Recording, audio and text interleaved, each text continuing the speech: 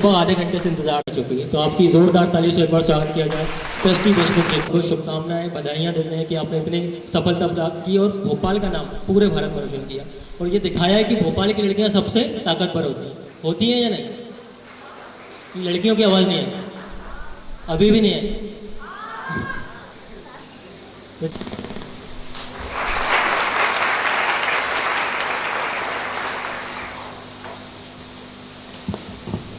नहीं, आप इनसे अच्छे से वाकिफ हैं, लेकिन फिर भी औपचारिकता के तौर पर मैं आपको इनका, आप भोपाल के कॉर्मल कॉन्वेंट हायर सेकेंडरी स्कूल से पढ़ी हुई हैं। आपने 2018 में केमिकल इंजीनियरिंग से ग्रेजुएशन अपना पूरा किया। आपने पहले ही अटेम्प्ट में संघ लोक सेवा आयोग यानी यूपीएससी के अंदर सर्वप्रथम हम सृष्टि देशमुख जी को सुनेंगे। उसके बाद आपके सवाल कुछ बचते हैं तो हम सवाल लेंगे। उसके बाद अगर ऐसा लगता है कि आप मिलना भी चाहते हैं तो हम थोड़ा सा समय देंगे, लेकिन थोड़ा सा समय। तो मैं बिना किसी देरी करे आपको गौर किए हुए आमंत्रित करना चाहता हूँ सृष्टि देशमुख, आप सबको संबोधित करें। Good afternoon to everyone. सबसे पहले तो I would like to thank Vandana ma'am जिन्होंने मुझे यहाँ पे इनवाइट किया और आप सबसे आज बात करने का मुझे मौका मिल रहा है। So thank you so much ma'am. एक बात मैम से भी मैं अभी के बारे में सुनती थी कि वहाँ पर लेक्चर्स अच्छे होते हैं, ऑफिसर्स आते हैं, उनको सुनने का मौका मिलता है। तो और मैं थोड़ा दूर रहती हूँ तो मुझे कभी मौका नहीं मिला कि मैं यहाँ आऊँ और सारी फैसिलिटीज़ का मतलब उपयोग करूँ। तो आज वो मेरा जो सपना है, काश अभी सोचा था, वो आज पूरा हो गया है। तो आज पढ़ाई करके आज आप सबके बीच आने का मौका मिला। तो मेरी जर्नी के बारे में अगर कुछ कहूँ कि कैसे मैंने यूपीएससी की सिविल सर्विस जो परीक्षा है वो पास की और अच्छी रैंक हासिल की। तो सबसे पहले तो ये बता देती हूँ कि कोई भी यूपीएससी एस्पिरेंट जो पढ़ाई करता है, मैं भी वैसे ही हूँ, और उस वक्त ये लगता था कि बस लिस्ट में अपना नाम देख लूँ, है ना, कभी सब लिस्ट देख लूँ कि चलो एक कुछ सिलेक्ट हो गई हूँ। तो मेरे लिए भी एक बहुत अच्छा प्लेजेंट सरप्राइज़ था कि मैं अच्छी रैंक ले पाई। और उसके लिए ना केवल मम्मी पापा के आशीर्वाद और पूरे परिवार का साथ और कुछ खास दोस्त रहे जिन्होंने हमेशा मुझे मोटिवेट किया, और उसके अलावा कुछ टीचर्स, मेंटर्स जिनके मैं कांटेक्ट में रही। तो उन सबको मैं इस चीज़ का, मैं कहूँगी, जो कहते हैं श्रेय देना चाहूँगी मेरी सफलता के लिए। अब थोड़ा सा प्रिपरेशन पर आती हूँ। तो मैं ये आप मतलब है ना, सीरियस सेशन नहीं रहेगा, आप मुझसे इंटरैक्ट कर सकते हैं, आप मुझसे जो भी चाहे पूछ सकते हैं। पहले तो मैं अपनी तरफ से जितनी भी चीज़ें कवर करना चाहूँगी वो करती हूँ। तो पहले ये जानना चाहूँगी कि आप में से कितने लोग हैं जो यूपीएससी एग्ज़ाम देना चाह रहे हैं? ठीक है। और मतलब और भी आप दूसरी परीक्षाओं के लिए पढ़ाई करते होंगे, है ना? तो जब हम पढ़ाई करते हैं तो कुछ चीज़ें कॉमन रहती हैं, चाहे आप रेलवे की एग्ज़ाम दे रहे हो, चाहे आप गेट की एग्ज़ाम दे रहे हो, चाहे आप एसएसबी का फॉर्म भर रहे हो, यूपीएससी का। तो कुछ चीज़ें ना हमेशा कॉमन रहती हैं। तो वो जो कॉमन चीज़ें हैं आज उन पर हम थोड़ी सी बातचीत करेंगे। एक, हम लोग मध्य प्रदेश से हैं, हम सब लोग मध्य प्रदेश से हैं या बाहर से भी है कोई? मध्य प्रदेश से हैं। तो दो मैंने एक नेमोनिक सोचा था, एम और पी। तो I will talk about 2 M's and 2 P's। ठीक है, तो आपको याद भी रह जाएगी चीज़। ठीक है, तो पहले P से स्टार्ट करते हैं। The first P is about productivity, कि कितना हम टाइम अपनी पढ़ाई को दे रहे हैं और उससे हम कितना आउटपुट ले पा रहे हैं, है ना। कई बार ऐसा होता है कि हम 10 से 12 मतलब है ना बिल्कुल गिन करके बैठे हैं, सुबह से इतना टाइम लगा रहे हैं, पर फिर भी अगर हम एंड में देखते हैं तो हम उतने टेस्ट सॉल्व नहीं कर पाते। क्या आपके साथ ऐसा हुआ है? तो ये चीज़ का प्रॉब्लम है, मेरे साथ भी होता था ऐसा ही। ये प्रोडक्टिविटी की प्रॉब्लम है, टाइम हम उतना लगा रहे हैं पर उतना रिजल्ट नहीं मिल पा रहा है। तो उसके लिए तो एक चीज़ ये की मैंने कि जितने भी डिस्ट्रैक्शन हमारे एनवायरनमेंट में होते हैं, जैसे कि हमारा फ़ोन सबसे बड़ा, उसका जो यूट्यूब का ऐप है, उससे जो रिकमेंडेड वीडियोस में हम चले जाते हैं, उन चीज़ों को थोड़ा सा मैंने कम किया। उसके अलावा और भी जितनी चीज़ों में हम इन्वॉल्व रहते हैं इंटरनेट पर पढ़ाई के अलावा, उनको मैंने थोड़ा सा लिमिट करने की कोशिश की। और दूसरी चीज़, कहीं ना कहीं अपने आप को एक थोड़ा सा टाइम टेबल में बांधने की कोशिश की। हमारा हर दिन अलग होता है ना। कभी किसी दिन पढ़ने का मन करता है, कभी किसी दिन पढ़ने का मन नहीं करता है, लेकिन फिर भी हमको एटलीस्ट 5 to 6 आवर्स, मैं कहूँगी, अगर आप किसी भी एग्ज़ाम की तैयारी कर रहे हैं माफ़ कीजिएगा, आप लोग पीछे बैठे हैं, मैं आपको देख नहीं पा रही हूँ, बट तो किसी कोई भी एग्ज़ाम जो है वो 5 to 6 आवर्स आपको रोज़, मतलब मैं कहूँगी कंसिस्टेंटली आपको देने की ज़रूरत है ना। और उसके लिए आप अपना एक कुछ छोटा सा रूटीन, भले ही सोने के पहले आधा घंटा अपना दिन जो है दूसरा वो आप प्लान कर लीजिए, क्योंकि हर दिन नया होता है। अगर एक दिन आप टाइम टेबल बना दिया, यहाँ से यही करूँगा, और एक वीक आप सोचो कि फॉलो हो जाए, तो मुझसे वो फॉलो नहीं हो पाता था। तो मैं ये करती थी कि सोने के पहले थोड़ा सा आधे घंटे में कल क्या क्या टॉपिक्स पढ़ने हैं, क्या क्या चैप्टर्स कवर करने हैं, वो सब एक बार मैं लिख लिया करती थी। एक ये कहना चाह रही हूँ प्रेपरेशन की। तो प्रेपरेशन में अगर यूपीएससी स्पेशली बात करूँ तो मेरे पूरे प्रेपरेशन के 2 इम्पॉर्टेंट पिलर्स रहे। एक था करंट अफेयर्स। करंट अफेयर्स इसलिए एक इम्पॉर्टेंट पिलर है क्योंकि ज़्यादातर एग्जामिनेशन आप देखेंगे तो बहुत ज़्यादा आजकल ना डायनामिक होती जा रहे हैं, कि वो ये नहीं जानना चाहते कि चलो शाहजहाँ ने बना दिया ताजमहल, वो तो हमें पता है, अब उसके आगे की बात करो। तो अब जो डायनामिज्म एग्ज़ाम में आ रहा है उसके लिए करंट अफेयर्स पे आपकी पकड़ अच्छी होनी चाहिए। और करंट अफेयर्स के लिए मैंने न्यूज़पेपर को जो है सबसे ज़्यादा अच्छे से पढ़ा। पहले इंडियन एक्सप्रेस, मतलब पहले तो द हिंदू पढ़ती थी, फिर जब इंटरव्यू मेरा पास आया तो फिर मैंने द इंडियन एक्सप्रेस भी शुरू किया पढ़ना। और जो भी आप हिंदी माध्यम में अगर कुछ बच्चे दे रहे हो तो आप उस तरीके के न्यूज़पेपर पढ़ सकते हैं, लेकिन न्यूज़पेपर आप हमेशा पढ़ें, क्योंकि न्यूज़पेपर बहुत ज़्यादा अपने आप को चीज़ों को समझने में, हमारे आसपास एनवायरनमेंट में क्या चल रहा है वो पता करने के लिए आपको हेल्प करेगा। करंट अफेयर्स को मैं इसलिए स्ट्रेस कर रही हूँ क्योंकि मैंने ज़्यादातर अपनी प्रेपरेशन करंट अफेयर्स से खींच के की। जैसे कि एक एग्जाम्पल के लिए देख लीजिए कि कहीं आपने पेपर में पढ़ लिया कि कोई एक एनिमल है जो, मतलब जिससे ना पोचिंग, आप पोचिंग समझते हैं, पोचिंग हो रही है उसकी, and you know poachers are being caught, कि पकड़ लिया गया है जो भी इसके शिकार कर रहे हैं, ठीक है। तो या तो हम ऐसा कर लें कि इसका नोट बना लें कि ये एनिमल है, इसका शिकार हो रहा है और पकड़े गए, खत्म। या तो फिर आप एक काम करें, आप देखें कि वो एनिमल कौन सा है, इंटरनेट पे फटाफट गूगल सर्च किया, पता किया उसका IUCN स्टेटस क्या है। IUCN स्टेटस पूछते हैं ना, क्रिटिकली एंडेंजर्ड है कि क्या है, एंडेंजर्ड है, एक्सटिंक्ट हो गया है, क्या है, वो आपने पहले से सर्च कर लिया। फिर आपने देखा कि उस एनिमल वो कहाँ पाया जाता है, कौन से नेशनल पार्क में इट इज़ फाउंड। अच्छा चलिए असम में मिलता है, तो असम में और कौन से नेशनल पार्क्स हैं। मतलब एक पॉइंट पकड़ के न्यूज़पेपर का आपको उसके साइड में जितनी भी चीज़ें हैं वो उसी वक्त कवर कर लेंगे। उससे होगा क्या, उस दिन का आपका एनवायरनमेंट का एक सेक्शन कवर हो जाएगा। ऐसा करके पॉलिटी हो गई, या फिर जो भी हम, जैसे हम साइमल्टेनियस इलेक्शन के बारे में पढ़ते हैं, या फिर और भी प्रेसिडेंशियल पार्लियामेंट इलेक्शंस के बारे में पढ़ते हैं, उनसे रिलेटेड जो भी न्यूज़पेपर में आ रहा है, फिर आप उसकी और डीप में स्टडी कर रहे हैं, है ना। एक ये चीज़। जो दूसरा मेरा प्रिपरेशन का पिलर था वो था टेस्ट्स। देखिए पढ़ते तो हम सब हैं, लेकिन हमें पता कैसे चले कि हमारा स्टैंडर्ड क्या है। देखिए अगर हम अभी आपसे बात कर रहे हैं तो वहाँ कोई दिल्ली में बच्चा बैठा है जो पॉलिटी की लक्ष्मीकांत खोल करके दूसरा पेज पूरा रट रहा होगा, बात सही है।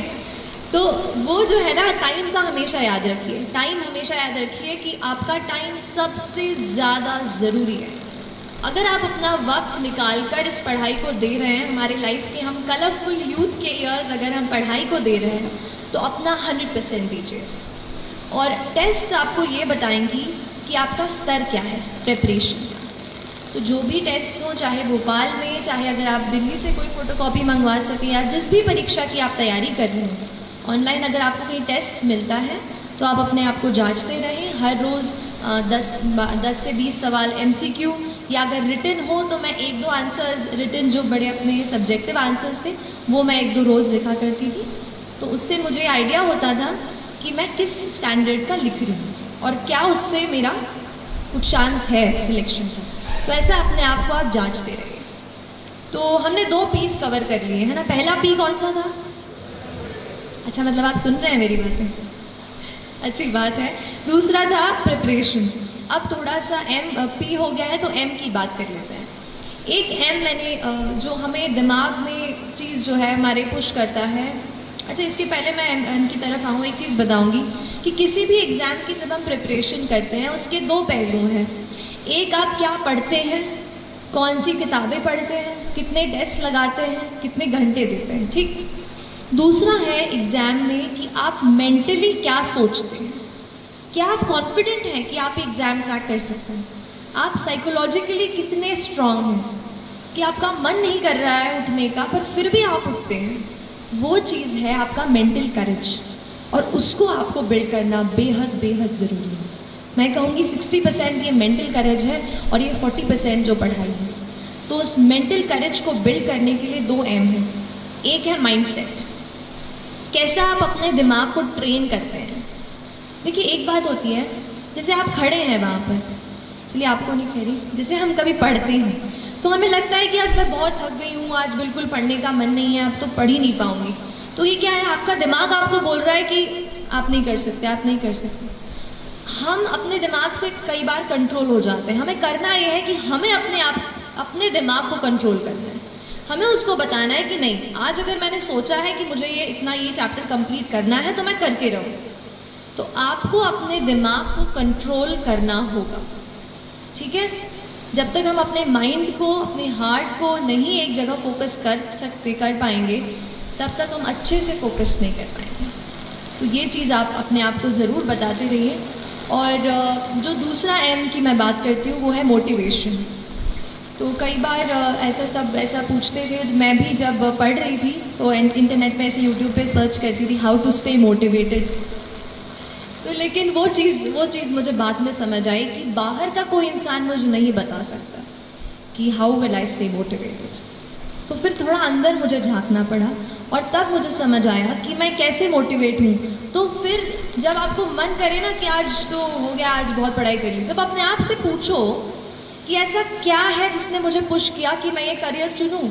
ऐसा क्यों है कि मैं एसएसबी के एग्ज़ाम के लिए बैठ रही हूँ या बैठ रहा हूँ। Why is it. अगर आपका वाई तगड़ा है ना तो आप पूरी जर्नी से अच्छे से निकल जाओगे। इसलिए अपने वाई को, why do you want to join the civil service, why do you want to clear this exam, that is very very important. So don't start कि अगर करूँगा तो अच्छा वो मिल जाएगा, प्रेस्टीज मिल जाएगी। अगर आप प्रेस्टीज को सोच कर अगर आप सिविल सर्विस का एग्ज़ाम देने जा रहे हैं तो माय डियर फ्रेंड्स, ज़्यादा दिनों तक वो आपको मोटिवेट नहीं रख पाएगा। मोटिवेशन आपको कहीं ऐसी जगह से आना चाहिए कि अगर आप कहीं जा रहे हो, किसी बच्चे को देखते हो, किसी दुकान पर काम करते हो, तो क्या आप ये सोचते हैं कि वो बच्चा वहाँ पे नहीं होना चाहिए, वो बच्चा अभी स्कूल में होना चाहिए। क्या हम कुछ कर सकते हैं अपनी पढ़ाई से? क्या हम किसी ऐसे पोजीशन पे पहुँच सकते हैं कि उस बच्चे को वहाँ से निकाल कर स्कूल में भर्ती करा दें? तो ये चीज़ आपको मोटिवेट करनी चाहिए। जिस दिन आप सोसाइटी से जुड़ने लगेंगे और समझने लगेंगे कि कुछ और लोग हैं जो अनफॉर्चुनेट हैं, हम बहुत लकी हैं और हम उनकी मदद कैसे करें, तो फिर बहुत जर्नी जो है ना आसान हो जाती है। तो एक ये चीज़ मोटिवेशन की थी कि आप खुद अपने आप को मोटिवेट करिए। मैं लकी रही कि मैं मम्मी पापा के साथ रहकर, घर में रहकर पढ़ाई की मैंने। तो जब भी कभी बोर होती थी मम्मी से बातचीत कर लेती थी किसी टॉपिक के बारे में। आप भी अपने मम्मा से, पापा से या डियर फ्रेंड, आपके भाई बहन जो भी हों, उनसे इस बात का डिस्कशन करें। और इसके अलावा डी स्ट्रेस भी हूँ। और एक और बात मैम से बात करते हुए मुझे याद आई कि मुझे ज़रूर आपसे शेयर करनी चाहिए, वो है हमारा न्यूट्रिशन और हमारा पूरा जो न्यूट्रिशन हम लेते हैं। देखिए हमारा दिमाग, आपने पढ़ा होगा ना साइंस में, कितना % वाटर होता है? Our brain is what %, how much % is it water? 70%, yes. So close to 70% of our brain is just water. और अगर हम वाटर ही, पानी ही नहीं पियोगे तो कैसे पढ़ाई होगी? इसलिए हमेशा आपको हाइड्रेटेड रहना है। पढ़ाई के बाद जूस, अच्छा चाय कॉफ़ी नहीं है, जूस एंड अच्छा पानी, या तो जूस नहीं हो तो पानी, प्लीज़ हाइड्रेटेड रखिए अपने आप को। अपने टेबल पे हमेशा ये चीज़ रखिए। और दूसरी चीज़ है न्यूट्रिशियस फूड। तो मैम तो बिल्कुल मम्मा जैसे रखती हैं आपको, तो आप बिल्कुल न्यूट्रिशियस फूड लेते रहिए जहाँ भी आप रहते हैं। प्लीज़ आप अगर हॉस्टल में रहते हो तो प्लीज़ अपने आप को कभी भी वो मत कीजिए, क्योंकि हमारी बॉडी जब स्ट्रांग होगी ना तभी अपन अच्छे से हेल्दी होकर पढ़ पाएंगे। तो don't compromise on that front. और इसके अलावा एक चीज़ और कहना चाहूँगी यूपीएससी के कॉन्टेक्स्ट में थोड़ा स्पेसिफिकली, कि 2 चीज़ें सबसे ज़्यादा आपको पूरे इसमें मार्गदर्शन देंगी। पहली चीज़ है यूपीएससी का सिलेबस।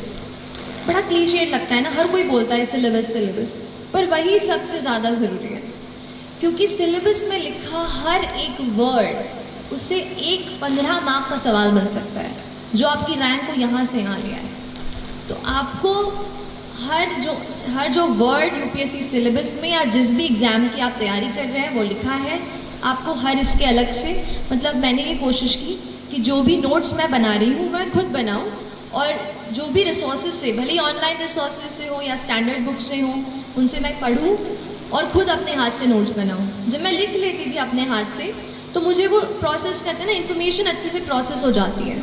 तो हर एक का अपना अपना तरीका होता है, आप अपना तरीका पहचानिए कि आपको कैसे वो चीज़ समझ में आ रही है ना।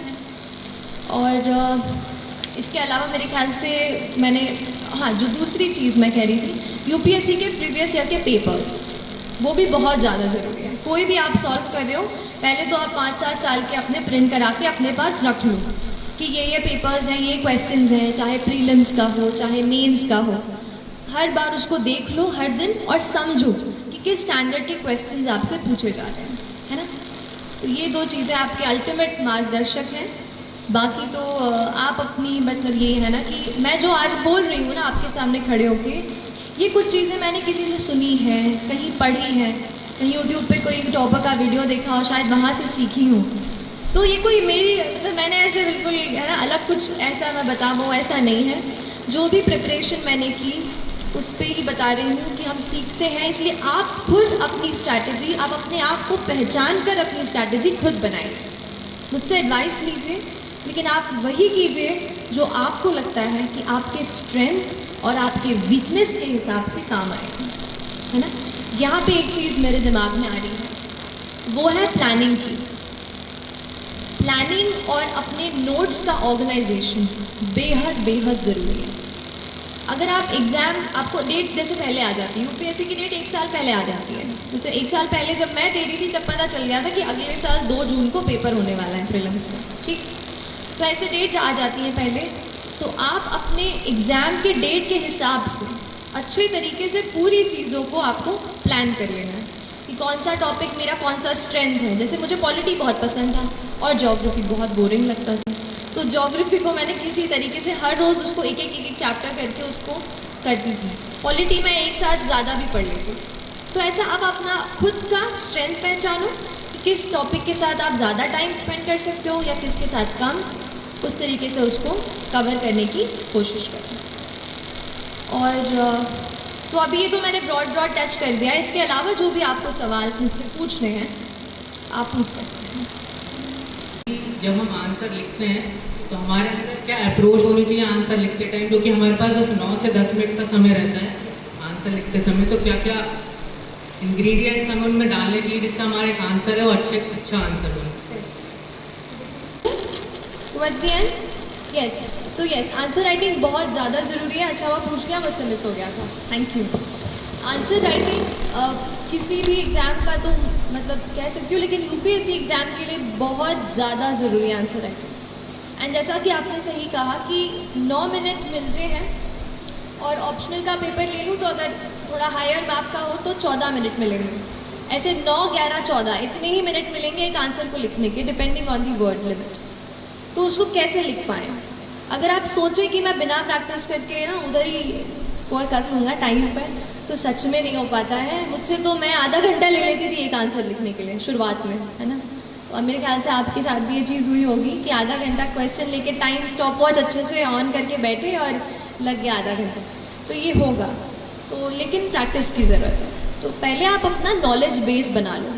जैसे मान लो आप किसी पॉलिटी का मान लीजिए आप आंसर आज लिखने का सोच रहे हैं, पहले आप उसका नॉलेज बेस बनाइए कि अच्छा ये मैंने पढ़ रखा है। उसके बाद आप आंसर क्वेश्चन को अटेम्प्ट कीजिए।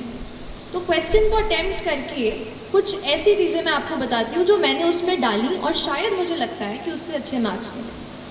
कोई भी आंसर अगर केवल जैसे शुरू किया, थोड़ा सा बताया, और वो है ना एक स्टैंडर्ड फॉर्मेट की introduction, then body, then conclusion, ये तो हम लिखते ही हैं।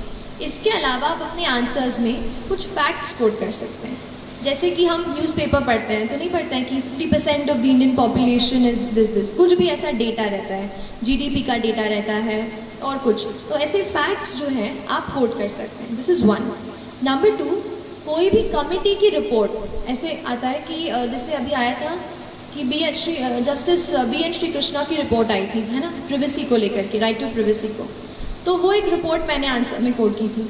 तो ऐसे कोई भी रिपोर्ट्स और कमीशंस जो बैठते हैं, जैसे आपने पुंची कमीशन, सरकारिया कमीशन, ARC, इनके बारे में सुना होगा, तो इनकी रिपोर्ट्स को आपको वहाँ पे लिखना है कि इनके हिसाब से ये व्यू पॉइंट है।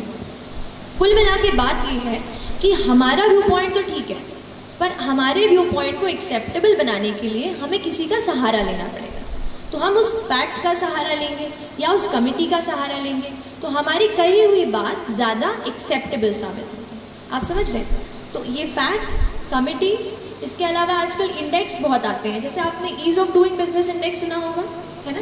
गवर्नमेंट भी उस पर काफ़ी स्ट्रेस कर रही है कि ईज़ ऑफ डूइंग बिजनेस पे हमारी रैंकिंग और अच्छी हो जाए। तो आप उन इंडेक्सेस को पढ़िए, जैसे एनवायरमेंटल प्रोटेक्शन इंडेक्स आता है, ऐसे, तो इनको भी आप अपने आंसर्स में कोट कर सकते हैं।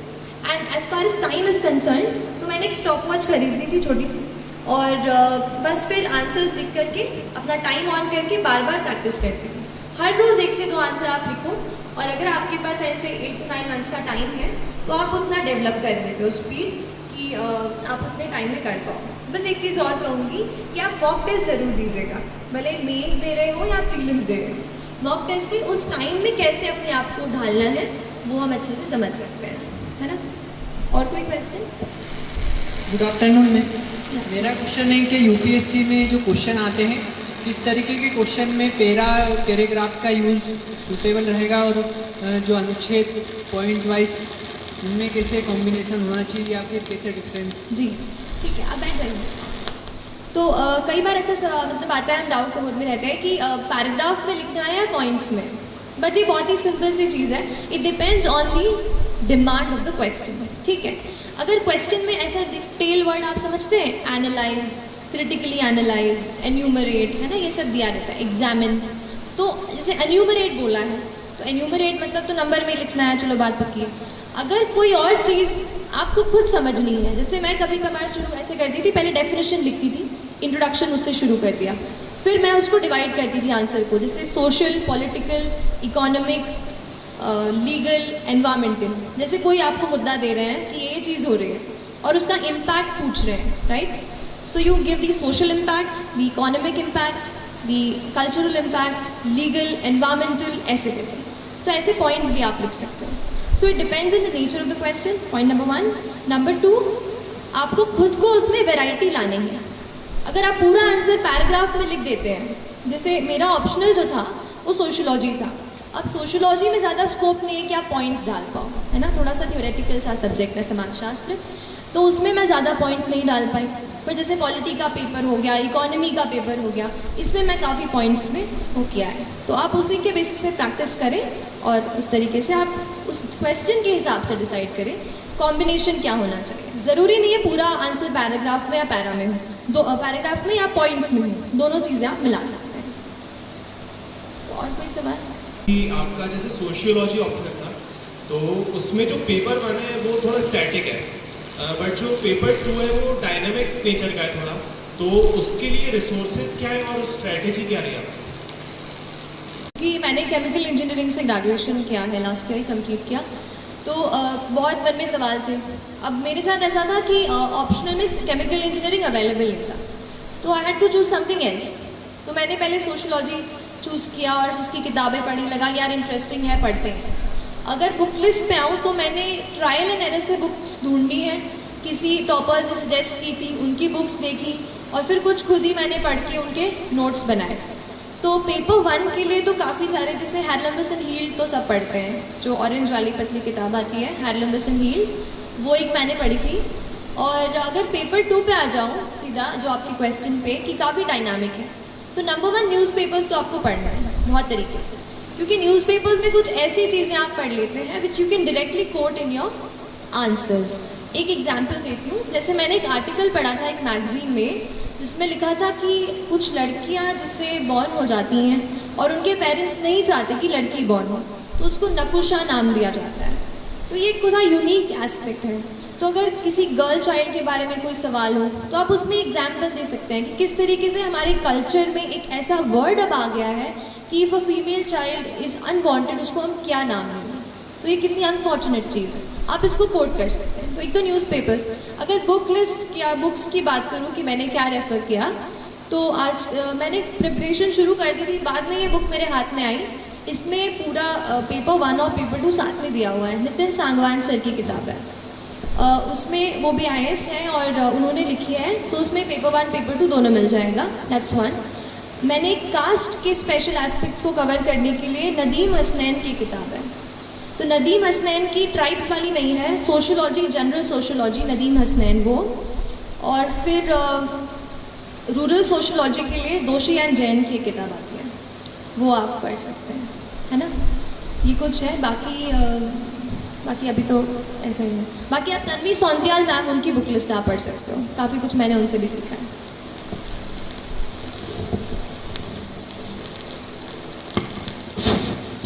Good morning ma'am. तो क्या आप बता सकते हैं कि आपने सोशियोलॉजी कैसे ऑप्शनल सेलेक्ट किया? क्योंकि हम इंजीनियरिंग फील्ड से करते हैं और कहीं भी कनेक्शन नहीं है सोशियोलॉजी पॉलिटिक्स या किसी से।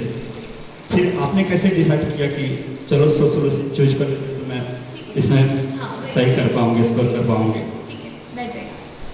तो कैसे चूज़ किया, जैसे मैं ये टच कर ही रही थी अभी पिछले सवाल में कि केमिकल इंजीनियरिंग नहीं था ऑप्शन में, ठीक है, तो मुझे कुछ और ही चुनना था। अब केमिस्ट्री ना बहुत अलग हो जाती है केमिकल इंजीनियरिंग से, तो फिर मैंने कुछ ऐसा सब्जेक्ट 2 मेरे दिमाग में थे, one was political science, the other was sociology. So I bought the books of both the subjects. Initial जो बुक्स होती हैं वो दोनों सब्जेक्ट्स की मैंने खरीदी। आपको भी अगर डाउट आ रहा हो ऑप्शनल में, तो आप 2-3 आपको डाउट आ रहा हो उसकी किताबें आप ले लो, जो बेसिक उसकी बुक्स हैं उनको आप एटलीस्ट एक वीक के लिए पढ़ो। उसके बाद आपको खुद समझ में आ जाएगा कि कौन सा सब्जेक्ट है जिसके साथ में सबसे ज़्यादा टाइम बिता सकता हूँ। क्योंकि ऑप्शनल जो है, जैसे UPSC में 500 मार्क्स का है, तो it really makes a change to your score. तो ऐसा ही सब्जेक्ट चूज़ कीजिए विच यू इन्जॉय रीडिंग, जो आपको एक बर्डन ना लगे, है ना। कोई ट्रेंड्स पे या कितना स्कोर कर रहे हैं टॉपर्स, ये सब पे मत जाइए। आपका पर्सनल इंटरेस्ट है, उसके बेसिस पर ही आपको ऑप्शनल चूज़ करना है ना। तो बेसिक बुक्स पढ़िए और थोड़ा एफर्ट ज़्यादा डालना पड़ेगा, अगर इंजीनियरिंग के अलावा हो तो थोड़ा डालना पड़ेगा, पर कोई बात नहीं, है ना। किसने कहा था कि चीज़ें सब आसान होंगी लाइफ में, तो करनी पड़ती है यार। लेकिन सच बताऊं तो अगर आप थोड़ा सा एफर्ट डालते हैं ना, तो सच में चीज़ें जो है ना, एक ये चीज़ भोपाली वाली कनेक्शन वाली बात बता रही हूँ कि हम भोपाल में रहते हैं, दिल्ली नहीं जाते। मतलब मैं दिल्ली नहीं गई हूँ प्रेपरेशन के लिए, मैंने इंटरव्यू देने के लिए, उसकी प्रैक्टिस करने के लिए दिल्ली गई थी। तो अपन नहीं सोचते हैं कि दिल्ली वाले कुछ अलग पढ़ते होंगे और बहुत सारा पढ़ते होंगे और अपना हो पाएगा कि नहीं। तो ऐसे सवाल मेरे मन में भी थे लेकिन फिर भी कहूँगी कि थोड़ा अपने आप को बांधो, थोड़ा डिसिप्लिन में रहो, थोड़ा सा मोटिवेट रखो, दृढ़ निश्चय रखो, और बड़ा सपना देख लिया है ना तो अपने आप को उसमें पूरा झोंक दो। सोचो कि अब लाइफ में और कुछ नहीं है, जब तक ये नहीं करूँगी ना, ये करूँगा नहीं ना, तब तक कुछ नहीं होने वाला मेरा, ना मेरा ना किसी और। तो उस तरीके का एटीट्यूड, एक फायर, एक वो पैशन अपने आप में आपको जगाना पड़ेगा। That passion will drive you and that passion will take you places. और अगली बार जब मैं यहाँ पर, आप नहीं मैं नहीं, आप जब यहाँ पे खड़े होंगे तो मुझे ज़रूर बुलाना, ठीक है? ठीक है, तो जो भी सुन रहे हो प्लीज़ आप लोग अच्छे से करनी है। और जब आप यहाँ पे मैडम आपको फ़ोन करके बुलाएं कि बेटा आओ, चलो आप भी बताओ यहाँ पे, तो ज़रूर मुझे भी बताना है। ऐसे ही मतलब ये कहना चाह रही हूँ कि उतनी फायर आपके अंदर होनी चाहिए। ड्रीम बिग, है ना, बड़ा सपना देखने से बिल्कुल मत डरो। लाइफ सबकी चैलेंजिंग होती है, किसी को फाइनेंशियल कंस्ट्रेंट्स होते हैं, कुछ इमोशनल कंस्ट्रेंट्स होते हैं, मेरे साथ भी ऐसी चीज़ें थी। लेकिन फिर भी जब आपने ठान ली है वो चीज़, तो फिर आपका कहते हैं ना कर्तव्य बनता है कि अगर ठान लिया है तो फिर या तो ठानो मत, या तो अगर यहाँ बैठ गए हो ना तो एग्ज़ाम क्रैक करके ही मानो, ठीक है। तो एक ये वो अपना एक ड्राइव, डिटर्मिनेशन अपने साथ रखो, ठीक है। और कोई सवाल? में सबसे जरूरी स्टेप होता है कि हम उसको चेक करवाएं या करें। तो हम भोपाल में ही आंसर राइटिंग करें तो उसको चेक कैसे करें, क्योंकि हर कोई दिल्ली नहीं जाता। ठीक है, तो मैम क्योंकि इंडिपेंडेंट प्लेटफॉर्म है, आपने सुनी होगी, वहाँ पर मैं आंसर्स अपने डालती थी, है ना। क्योंकि यहाँ पे अगर कोई टीचर नहीं मिल रहा है, कोई मेंटर नहीं मिल रहा है जो चेक कर रहा है, तो वहाँ पे फेलो एस्पिरेंट्स होते हैं जो अपने वहाँ पे डालते हैं। आप उनके आंसर रिव्यू करो, वो आपके आंसर रिव्यू करेंगे। ऐसे ही करके मैं सीखी हूँ। शुरू में जब क्योंकि लगता नहीं था कि इतनी बड़ी टेस्ट सीरीज़ खरीदूंगी और उसको सच में यूज़ भी कर पाऊंगी कि नहीं। तो जब तक आप उस स्टेज पर पहुंच रहे हैं, आप ऐसे ऑनलाइन फोरम्स का यूज़ कर सकते हैं। इनसाइट्स ऑन इंडिया एक है, दूसरा IAS बाबा आपने सुना होगा UPSC के लिए वो, और तीसरा फोरम IAS। ऐसे करके मैंने 3 वेबसाइट से मैं जुड़ी रही और उन पे आंसर्स मैं अपने डालती रही, है ना। तो वो चेक करते हैं, आप किसी का चेक कीजिए उनको अपने। और होता क्या है, आंसर्स की बात निकली है तो बताती हूँ, खुद के आंसर में हमें गलती नहीं दिखाई देगी, दूसरे के आंसर में हमें फटाक से गलती समझ में आ जाती है कि ये ना इसने ये चीज़ सही से नहीं लिखी है। तो आप दूसरों के आंसर्स चेक करो और उनको आपके करने दो, तो यू विल बेटर अंडरस्टैंड कि where are you making a mistake. And when you are thorough enough, when you feel कि now this is a moment when I can write time करके टेस्ट, तो फिर आप कोई टेस्ट सीरीज परचेज कर सकते हो डेडी से कोई भी। तो इसका मैं स्कैन करके अपनी कॉपीज उनको भेजती थी, वो चेक करके आपको वापस देते हैं and they write the comments out there, so you know कि what are the mistakes, so you can join that, है ना। और मोटी होती है उनको अपन समराइज कर रहे थे, शॉर्ट कर रहे थे, तो एक्चुअली वो क्या टाइम ज़्यादा करती है। Yes. तो इस बीच में क्या होता है कि फ्रस्ट्रेशन बढ़ता है, हम सब्जेक्ट को लेकर टेंशन भी होती है, उस चीज़ को टैकल कैसे किया जाए? ठीक है कि कैसे नोट्स बनाते हैं और वो चीज़। दूसरा, हम फ्रस्ट्रेट हो जाते हैं। दो अलग तरीके से आंसर करूँगी। पहला चीज़ नोट्स, देखो कुछ किताबें ऐसी हैं जिनको आपको कवर टू कवर पढ़ना ही है, पढ़ना ही पड़ेगा। अब उसके नोट्स आप बना लोगे तो या तो आप फोटोकॉपी करा लो, या तो फिर हम क्या करेंगे, कुछ छोड़ देंगे, वो चीज़ नहीं होनी चाहिए। अब जैसे पॉलिटी की लक्ष्मीकांत है, वो तो कवर टू कवर ही पढ़नी है आपको। मॉडर्न इंडिया की स्पेक्ट्रम की राजी वगैरह आती है, वो आपको कवर टू कवर पढ़नी है। कुछ किताबें जैसे DD बासु हो गई, कोई अगर पॉलिटी के नेक्स्ट लेवल पे पढ़ रहा है, DD बासु पढ़ रहा है, तो उसके केवल आप नोट्स बनाओ। तो आप डिसाइड करो कि आपके एग्जामिनेशन के नीड के हिसाब से कौन सी किताब आपको पूरी पढ़नी है और कौन सी की आपको नोट्स बनाने हैं। नोट्स का टाइम, जैसे सोशियोलॉजी, अब उसमें हमें अलग अलग किताबों के रेफ़र करनी पड़ी, तो फिर मैंने उसके नोट्स बनाए, अदरवाइज़ फिर बुक से ही पढ़ी।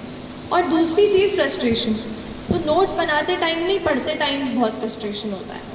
और हर टाइम मतलब है ना, फ्रस्ट्रेशन और डीमोटिवेशन, ये सब चीज़ें हमारा पीछा करती रहती हैं। पर कुछ ऐसे खास दोस्त बनाओ जो हो सकता है उस फील्ड के नहीं हो, लेकिन आपको मोटिवेट करें कि भाई तू कर सकता है, कि girl you do it, you know. और आपके कोई मतलब आपके भाई बहन हो या आपकी ममा हो, उनसे शेयर कीजिए कि मैं इस फील्ड में जाना चाहती हूँ, आई वॉन्ट योर मोटिवेशन।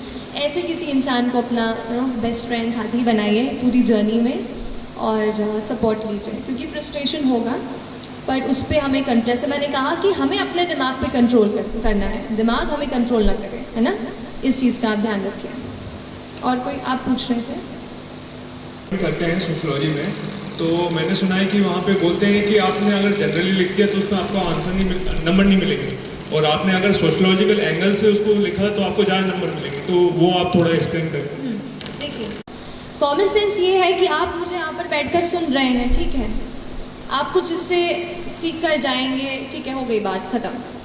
अब इसको सोशियोलॉजी के तरीके से कैसे देखेंगे कि आप सबको हम देख लेंगे, कितने मेल्स हैं कितने फीमेल्स हैं, आप पे थोड़ा रिसर्च करेंगे, आप घर जाके पढ़ाई कर रहे हैं कि नहीं कर रहे हैं, और फिर एक डेटा निकालेंगे कि जिन बच्चों ने यहाँ पे सेशन अटेंड किया था उन्होंने इतनी अच्छे से पढ़ाई की, इन्होंने अच्छे से पढ़ाई नहीं की, तो उस स्पीच का कितना इम्पैक्ट रहा, कितना इम्पैक्ट नहीं रहा। जब मैं उस रिसर्च फाइंडिंग को कोट करके बताऊंगी तो वो सोशियोलॉजी, और जब मैं ऐसे ही कह दूंगी कि हाँ ये जो लड़की है ना ये बहुत अच्छा पढ़ने वाली है, ये कॉमन सेंस। तो फिर मैम तो सोशियोलॉजी में हमें थिंकर्स को कोट करना है, कोई भी थिंकर जो हो जिसने कोई बात कही हो, जैसे हर एक टॉपिक के अपने अपने थिंकर्स हैं। अभी तो मुझे थोड़ा ब्रशअप करना पड़ेगा, मतलब क्योंकि मैंने मेंस अक्टूबर में दिया था, उसके बाद मैंने ज़्यादा सोशो को नहीं छुआ है, बट स्टिल जैसे कुछ थिंकर्स हैं, जैसे ऑन्द्रे बेते हैं, है ना, इंडियन थिंकर हैं, लुई डुमॉन है, ऐसे थिंकर्स को आपको कोट करना है आंसर्स में। उसके अलावा कुछ फैक्ट्स आप डाल सकते हैं, जैसे हमें जनरल आप GS के आंसर्स में डालते हैं, वो फैक्ट्स डाल सकते हैं। और थोड़ा आपको आप सोशियोलॉजी की बुक से ही, अभी मैं इतने अच्छे से नहीं बता पा रही हूँ क्योंकि आई हैव लॉस्ट टच, लेकिन सोशियोलॉजी की बुक से ही आपको थ्योरेटिकल पर्सपेक्टिव पकड़ना है।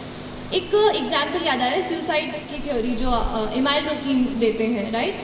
तो उन्होंने कैसे कहा कि सुसाइड, उन्होंने कहा कि साइकोलॉजिकल चीज़ नहीं है, सोशियोलॉजिकल चीज़ है। कैसे कहा? उन्होंने कहा कुछ लोग या तो जो अनमैरिड हैं या तो जो थोड़े से अलग रहते हैं लाइफ से, थोड़ा फ्रस्ट्रेटेड है, वो लोग ज़्यादा सुसाइड करने की तरफ आकर्षित होते हैं। तो उनके रिसर्च फाइंडिंग पे बेस्ड था। तो ऐसे कुछ रिसर्चेस आपको कोट करने हैं और थिंकर्स को कोट करना है, वो मेरे ख्याल से सोशियोलॉजिकल एंगल होगा, है ना। एंड मैम मेरा दूसरा क्वेश्चन है कि वर्ड लिमिट कंप्लीट करने के लिए आपने वैसे लिखना स्टार्ट किया? नहीं, अगर मैं देखो यूपीएससी अगर केवल वर्ड लिमिट आरजीपीवी की तरह पन्ने भरने जाएंगे ना तो मार्क्स नहीं मिलेंगे सर, सच बता रही हूँ, मार्क्स नहीं मिलेंगे। मैंने भी आरजीपीवी के एग्जाम 2-2 घंटे में निकाल के आती थी। मतलब अब देखो, अब आपसे अच्छे से शेयर कर रही हूँ, आप हंस के थोड़ा और याद है एक चीज़ मेरे को कि मेरा लास्ट सेमेस्टर का एग्जाम हमारा 8 सेमेस्टर का एग्जाम का 4th पेपर, 4 ही पेपर होते हैं थ्योरेटिकल इंजीनियरिंग में आखिरी सेमेस्टर में, तो उस पेपर के बीच में और मेरे प्रीलिम्स एग्जामिनेशन के बीच में 14 दिन का अंतर था। 14 दिन, आप समझ रहे हैं, मतलब मेरी लाइफ की मैं बड़ी एग्जाम देने जा रही हूँ और मुझे जब पता चला कि बस 14 दिन है तो मैं हिल गई थी पूरी तरीके से। तो वो जो एग्ज़ाम था आखिरी, जो भी पेपर थे 4, वो मैंने 2-2 घंटे में लिख के मैं निकली हूँ, क्योंकि मुझे एक चीज़ तो पता थी कि यहाँ पे मुझे ज़्यादा क्वालिटी पे जज नहीं किया जाएगा। आप समझ रहे हो, इंजीनियर टू इंजीनियर बातें है। तो लेकिन यूपीएससी ऐसी नहीं है, आप कोई और पेपर देंगे एसएससी एसएसबी, वहाँ पे वो आपके क्वालिटी ऑफ आंसर पे ही आपको चेक करेंगे। एंड वहाँ पे आप सोचो कि मैं लाइन थोड़ी स्पेस बना के जो है पेज मुझे पूरे भर दूंगा और उसमें पॉइंट नहीं होगा तो आपको मार्क्स नहीं मिलेंगे। ये मुझे कैसे पता चला, जब मैं अपने टेस्ट लिख रही थी, जो आप टेस्ट देख रहे हैं ना, उनमें आप नंबर देख लीजिएगा। शुरू के टेस्ट में आप देख लीजिए मैं कैसा लिखती हूँ और बाद के टेस्ट में देखिए आप मैं कैसा लिखती हूँ। मैंने खुद ही ये चीज़ समझी, इम्प्रूव की कि मेरे आंसर में वो लोग ये नहीं देख रहे कि मैं कितना दोनों पेज कम्प्लीटली भर रही हूँ, वो ये देख रहे कि कितने पॉइंट्स उसमें से निकल रहे हैं। आप समझ रहे हैं, तो पॉइंट्स कितने उससे रेलेवेंट क्वेश्चन में जो पूछा गया है। एक तो पहली बात, क्वेश्चन को अपन को 2 बार पढ़ना है, ठीक है। एग्जाम में इतना प्रेशर होता है, एक बार पढ़ लेते हैं हाँ को ना को हाँ पढ़ के आंसर टिक ला के आ जाते हैं, वो चीज़ गलत है। तो क्वेश्चन आप चाहे मेंस का हो चाहे प्री का हो, 2 बार पढ़ो, दिमाग को शांति से दिमाग में घुसाओ और फिर 10 सेकेंड्स का वक्त लेके फिर शुरू करो आंसर राइटिंग। और ऐसी कोई मेरी वो नहीं रही कि जैसे ज़्यादा स्पेस दूँ या इस तरीके से, ऐसा कुछ नहीं है। अगर आपको ऐसा लग रहा है तो फिर अच्छी बात है, मेरा प्रेजेंटेशन अच्छा काम कर गया, है ना। तो बस हाँ, क्योंकि देखो प्रेजेंटेशन भी इम्पॉर्टेंट होता है ना। एक चीज़ पे आ जाती हूँ कि देखो कोई एग्जामिनर आपकी कॉपी चेक कर रहा है, उसे कोई मतलब नहीं है सृष्टि देशमुख कौन है, कोई मतलब नहीं। उसके लिए बस एक गड्ढा है कॉपी का, राइट। अपने लिए वो अपनी पूरी लाइफ की वो है ना मेहनत अब उनको दे रहे हैं। तो आप कैसे दूसरों से अलग आपकी कॉपी चमके, इस बात पे आपको थोड़ा वर्क करना पड़ेगा। तो आपकी कॉपी प्रेजेंटेबल होनी चाहिए, ऐसा नहीं कि बिल्कुल मोतियों के अक्षर लिखने हैं, ऐसा कुछ नहीं है। नॉर्मल आप हैंड राइटिंग लिखो बट उसको समझ में आ जाए एग्जामिनर को, मतलब उसको चश्मा, अब वो प्रोफेसर्स होंगे उनको ज़्यादा वो ना करना पड़े, दिक्कत ना हो, उनके लिए आसानी हो, ऐसा आंसर लिखो। प्रेजेंटेबल भी हो, थोड़े बहुत, जैसे आपने पूछा था ना कि आप क्या आंसर में करते हो, तो मैंने थोड़े फ्लो चार्ट वगैरह भी बनाए। मैप मैंने सीखा कि कैसे मैं 10 सेकेंड में इंडिया का मैप बना लूँ, तो वो मुझे एक चीज़ काम आई। जैसे एक क्वेश्चन आया था कि आप रामसर वेटलैंड साइट्स बताइए इंडिया में कौन से, तो इधर मैं लिख देती कि 2 Ramsar wetland sites are Deepor Beel in Assam and Bhojpal lake in Bhopal, ठीक है। मैंने क्या किया, छोटा सा मैंने 10 सेकंड में फटाक से एक मैप बनाया, वहाँ पे असम के साइड पे एक गोला बना के वहाँ लिख दिया दीपोर बिल और इधर लिख दिया भोजपाल लेक। तो उससे क्या हो गया, प्रेजेंटेशन इम्प्रूव हो गया। हो सकता है आधा मार्क मैंने वहाँ एक्स्ट्रा चुरा लिया हो। ऐसे करके आपको अपने आंसर्स को इम्प्रूव करना है और ये प्रैक्टिस से आएगा। मैम जस्ट टू कंफर्म, मैं समराइज करने के लिए, आपने पहला बोला कि सोशोलॉजिकल एंगल में अपने को थिंकर्स को कोट करना है तो उससे ज़्यादा मार्क्स मिलेंगे अपने को, ठीक है। तो मैम जीएस का जो आंसर अपन लिखते हैं और सोशोलॉजी का जो आंसर लिखते हैं, दोनों में सिर्फ यही फ़र्क है कि अपने को थिंकर्स का आपने, मैं आपको एक बताऊंगी कि मैं सच बता रही हूँ वेरी ऑनेस्टली। अभी मेरा थोड़ा टच छूट गया है सोशियो का, तो मैं इतना अच्छे से नहीं बता पा रही हूँ। आप मेरे आंसर शीट्स दूसरी वेबसाइट पे जहाँ पे मैंने सोशियो की टेस्ट सीरीज ली थी, आप वहाँ से मेरे आंसर्स पढ़िए and you will get to know कि व्हाट आई राइट डिफरेंटली, है ना। बाकी अब मैं इनको चांस दूँ प्लीज़, है ना, पूछने के लिए। ये कुछ स्पेशल फोकस एरिया जो जिस पे ध्यान दिया जाए ज़्यादा। ठीक है। प्रीलिम मेरे मार्क्स आए, मुझे अभी भी पता चला कि 98 कट ऑफ गया था, वो तो पहले पता चल गया था। मेरे 106 मार्क्स आए, तो कोई खास बहुत तगड़े मार्क्स नहीं है मेरे, लेकिन फिर भी पूछा है, अब थोड़ा क्रॉस कर लिया है। तो बस ये बोलूँगी कि अपनी एग्ज़ाम की पैटर्न को पहचानो। यूपीएससी में कुछ, जैसे पॉलिटी एक ऐसा सेक्शन होता है कि वो पूछेंगे ही पूछेंगे आपसे, और वहाँ अगर आपने गलत कर दिया तो ऐसे हज़ारों बच्चे हैं जो पॉलिटी को मास्टर करके वहाँ बैठे हैं, तो वहाँ तो एक भी आपका सवाल गलत नहीं होना चाहिए। तो पॉलिटी को आप पूरा पक्का करके जाओ। पिछले साल मॉडर्न हिस्ट्री से भी बहुत ज़्यादा सवाल आए थे, तो उसको भी आपको अच्छे से कवर करना है, ठीक है। तीसरी चीज़, करंट अफेयर्स में जो एनवायरनमेंट पूछा जाता है वहाँ से भी क्वेश्चंस आए हैं, तो करंट अफेयर्स का एनवायरनमेंट। फिर मुझे याद आ रहा है गवर्नमेंट स्कीम्स जो है वो भी बेहद ज़रूरी है ना। प्रधानमंत्री उज्ज्वला योजना, ये योजना, वो योजना, सारी योजनाओं को लिख लो एक पेज पे कि ये इस मिनिस्ट्री की है, वो उस मिनिस्ट्री की है, और वैसे उसको याद करने की कोशिश करो, है ना। तो ये कुछ इंपॉर्टेंट पॉइंट्स हैं, पॉलिटी और modern history, environment, current affairs. और हाँ, आजकल ना बुद्धिज़्म जैनिज़्म से बहुत सवाल आने लग गए हैं। पिछले साल ही 2 सवाल आ गए, तो अब वो मुझे कहीं नहीं मिला, तो मैंने एग्ज़ाम के एक दिन पहले बस विकीपीडिया का बुद्धिज़्म और जैनिज़्म का पूरा पेज पढ़ लिया। उसी से वो स्थानकवासी मुझे आ गया और एक मैत्रेय करके क्वेश्चन था वो मुझे आ गया। तो ऐसे कुछ आपको खुद ढूंढना पड़ेगा कि कौन सा कहाँ से पूछ रहे हैं, क्योंकि आप गारंटी तो नहीं ले सकते कि एनसीईआरटी पढ़ लिया है तो एनसीईआरटी से सवाल आ ही जाएगा। थोड़ा सा आपको एलिमिनेशन टेक्निक से भी प्रैक्टिस करना पड़ेगा, है ना। एलिमिनेशन आप समझते हैं कि ये नहीं है, ये तो हो ही नहीं सकता, ये इसमें डाउट है, और ये, तो इन दोनों में फिर कौन सा बेस्ट है, ऐसा एलिमिनेशन करके भी आपको आंसर्स पे पहुंचना होगा। मैं कहूँगी 100 सवालों में से 30 से 35 सवाल आपको डॉट श्योर आने चाहिए। उसके बाद के जो 20-25 हैं उस पर आप खेल सकते हो कि कहाँ कौन सा है, कौन सा थोड़ा बहुत दिमाग लगा के, इंटेलिजेंट गेस, है ना। ऐसा रैंडम गेस भी नहीं लगाना है, इंकी पिंकी टाइप्स, है ना। तो प्लीज़, अच्छे होते हैं जिन्हें छोड़ना ही होता है, जो किसी को नहीं आता, तो वहाँ ये मत सोचो कि अरे इतनी पढ़ाई की है, ये सवाल तो मुझे करके ही जाना पड़ेगा। नहीं, वहाँ पे अपने आप को बोलो कि ये किसी को नहीं आ रहा होगा, मुझे भी नहीं आ रहा, नेगेटिव नहीं करा खड़ा होगा, ऐसा है।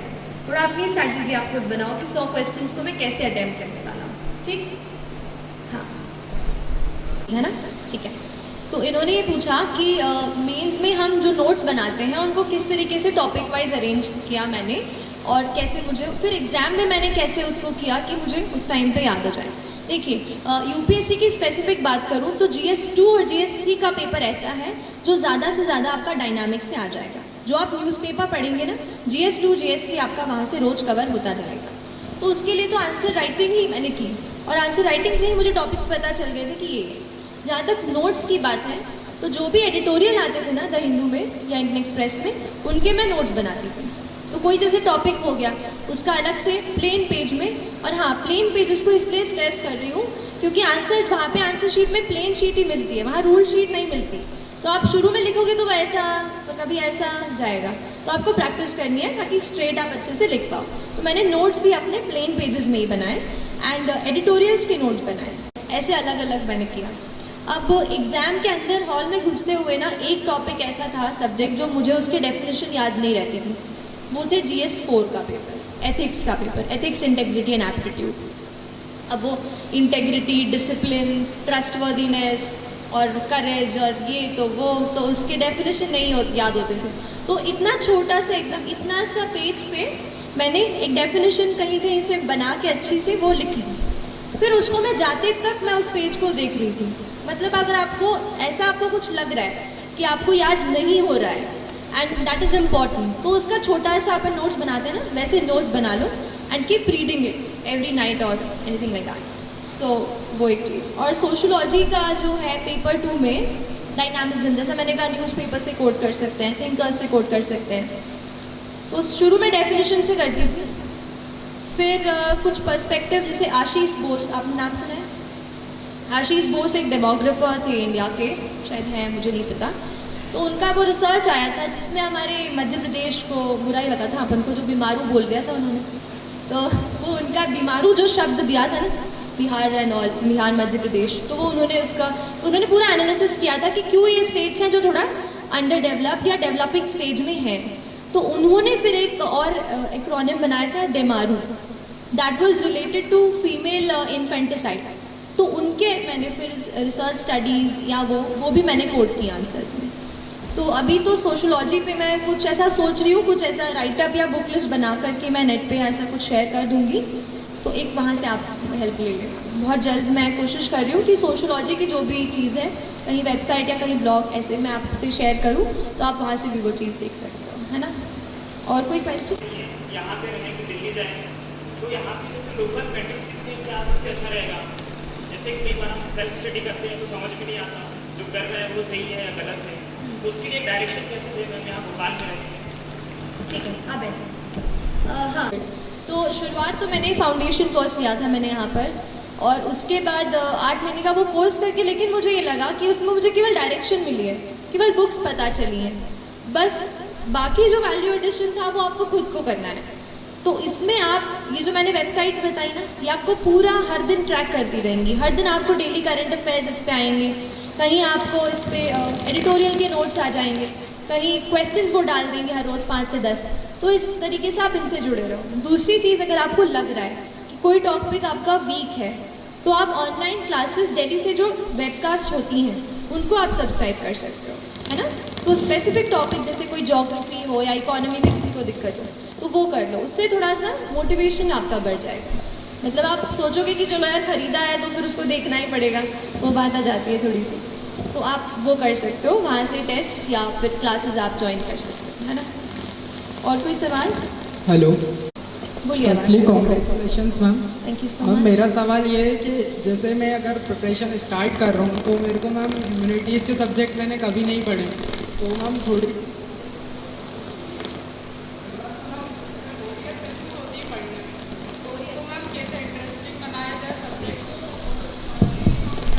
तैयारी, तो शुरुआत में प्रिपरेशन से शुरू किया जाए ताकि हम आगे उसमें वर्क कर सकें। ठीक है, तो ह्यूमैनिटीज़ पढ़ना शुरू किया है तो सीधा बुक से शुरू मत करो। मैंने क्या किया था, न्यूज़पेपर्स उठाए थे सबसे पहले। तो कॉलेज जाती थी, बस में एक न्यूज़पेपर शुरू में आधा, आते टाइम आधा, ऐसे करके, क्योंकि कॉलेज के साथ मैंने प्रिपरेशन किया तो टाइम एकदम है ना पूरे दिन का भी मुझे कम मिला। तो मैंने कोशिश की कि जहाँ भी ट्रैवल जैसे कर रहे हैं, हम कई बार ईयरफोन्स लगा लेते हैं, तो अब पढ़ने लगे हैं तो ईयरफोन्स की जगह पे न्यूज़पेपर निकाल लीजिए, ऐसा थोड़ा सा एडजस्टमेंट कीजिए, अपना एनवायरनमेंट चेंज कीजिए पढ़ाई का। ह्यूमैनिटीज़ को स्पेसिफिक लेके जो क्वेश्चन है कि हाँ बोरियत आएगी, मैं भी हिस्ट्री पढ़ते पढ़ते सो जाती थी, और ज्योग्राफी तो आप पूछो ही मत कैसे मैंने पढ़ा है, तो ठीक है, तो ऐसा होगा आपके साथ भी। बट न्यूज़पेपर से शुरू करो, वो चीज़ें आपको इंटरेस्ट दिलाती हैं, ठीक है। जैसे कोई चीज़ आप पढ़ते हो कि ये जो है ना, आज जैसे आज कौन सा डे है बताइए आप मुझे। हाँ, आज वर्ल्ड हेरिटेज डे है, राइट। तो आज वर्ल्ड हेरिटेज डे पे आप यूनेस्को की वेबसाइट पे जाओ, या जो भी यूनाइटेड नेशंस इसको मना रहा है उसकी वेबसाइट पे आप चले जाओ। आज उनके उसमें आपको देखो कि अलग अलग फोटोग्राफ्स, बहुत सारी चीज़ें आपको मिलेंगी। सो you can learn the UNESCO world heritage sites आज ही, समझ रहे हो। अपने आप को आपको कहीं ना कहीं इंटरेस्ट डेवलप करना पड़ेगा। ज़रूरी नहीं है बिल्कुल कि बुक खोल के बैठे तो इसको ही कवर करना है। इंटरनेट से हेल्प लो, इंटरनेट बहुत मुझे भी हेल्प किया, बहुत ज़्यादा, उससे भी मैंने थोड़ी वैरायटी आ जाती है उससे। तो ऐसे अलग अलग सोर्सेज से पढ़ाई करो। और जैसे अगर हिस्ट्री बोरिंग लग रही है तो कभी उसके साथ कोई और ऐसा सब्जेक्ट का कॉम्बिनेशन बना लो जो आपको इंटरेस्टिंग लगता हो, है ना। तो अपने आप को रिवॉर्ड दो, कभी एक चॉकलेट खा लो रात को, पढ़ाई अच्छी कर ली हो तो। किसी को आइसक्रीम पसंद है वो खा लो। देखो मैं कह रही हूँ ना, अपने सबको सब बोरियत होता है यार, इतनी पढ़ाई अपन को नहीं जमती है, बट कर लेते हैं ना, तो सच को अपने दिल को भी थोड़ा ट्रिक करो, है ना। तो बोरियत तो होगी, but we have to manage anyhow. Anybody else? My question is, what you did in your last month before prelims, and why did you shift from Hindu to Indian Express, and how do I make balance among solving mocks, revising static, focusing on current affairs and CSET also efficiently in coming days? So that's my confusion, ma'am, actually in your question. True. बहुत important 40 days about. तो you know, इतने time में आप कुछ test लगा चुके होंगे, तो उन टेस्ट को आप ये समझो कि वो नेचर ऑफ मिस्टेक जो आप कर रहे हैं वो क्या है। देखो गलतियाँ हम सब करते हैं, मेरे भी 90 मार्क्स ही आया करते थे ऐसे मॉक में इतने दिन पहले, 80, 90, 70, तो मुझे लगा ये 110 का आंकड़ा तो मैं पार नहीं कर पाऊँगी, ऐसा होगा। तो लेकिन आपको क्या करना है, आपकी जो मिस्टेक कहाँ हो रही है उसको आप पकड़ो। अच्छा मिस्टेक कैसे, नॉलेज का गैप है क्या, कहीं कोई चीज़ मैंने कि मुझे 3 में से 1 आ रहा है फिर भी मैं अटेम्प्ट कर रहा हूँ और वो नेगेटिव हो जा रहा है, वो पकड़ो। कभी कभार हम सिली मिस्टेक कर देते हैं, ए का बी का डी मार्क कर देते हैं, तो क्या ऐसी मिस्टेक है? अपने नेचर ऑफ मिस्टेक को एनालाइज करो। और अगर आपको ये लगता है, मेरे साथ ऐसा हुआ था कि मेरा नॉलेज का गैप सामने आ रहा था कि this thing I have not studied, तो उस टाइम पे फिर मैंने पेपर लगाना कम कर दिया और थोड़ा अपनी रीडिंग पे, स्टडिंग पे फिर से फोकस किया। ठीक है, तो आप स्टडिंग पे फिर से जाओ, जो आपका वीक एरिया है, जहाँ आपके क्वेश्चंस गलत हो रहे हैं, आप उसको फोकस करो। और क्या सवाल आपने इसके साथ पूछा था? हाँ ठीक है, न्यूज़पेपर नहीं, तो I just correct myself if you got me wrong. It was only after I had done my mains when I got an interview call, then I started reading one more newspaper. Otherwise, so the Hindu is only thing which you have to read for civil service. Otherwise, आप जो online articles आते हैं, जैसे Livemint, right, Livemint पे काफ़ी articles आते हैं। PRS legislative research आपने सुना होगा, वहाँ पे आर्टिकल्स आते हैं, तो वो आप पढ़िए।